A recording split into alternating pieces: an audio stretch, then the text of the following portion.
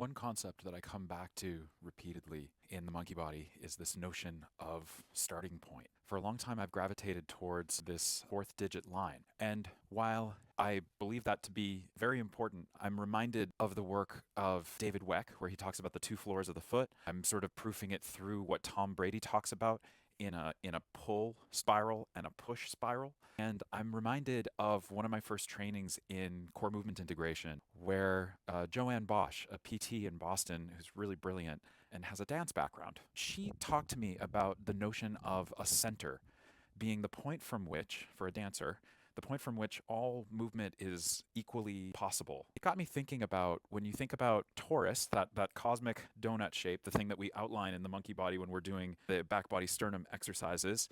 You can see them pretty clearly with that. They give that kind of that contour, that arc of the whole body. When we think about a torus, that cosmic donut shape, it's a vortex that collapses in on itself to a 0 point and then spills out and then up and over to repeat again. That 0 point I think of as the center that Joanne Bosch was describing, the point from which all movement could be equally possible.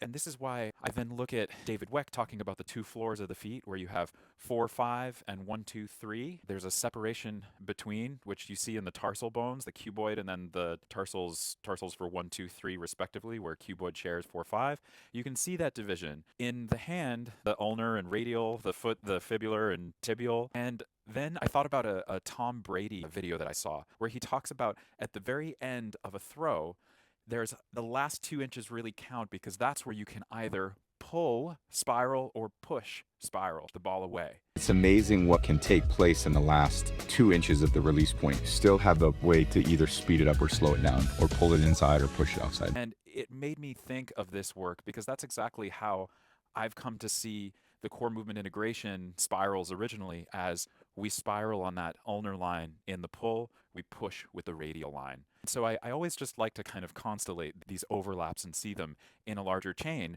because then my pull and my push actually have context from multiple theorists. I notice that this actually, it feels like it can help me to understand what is that balance point? What is that 0 point, that point from which all movement is possible? So I've always been thankful about that little aside that Joanne Bosch and I had together because it really inspired a deeper inquiry of what a starting point might be. It's a point from which no pull or push has yet occurred. You're in a floating point of possibility.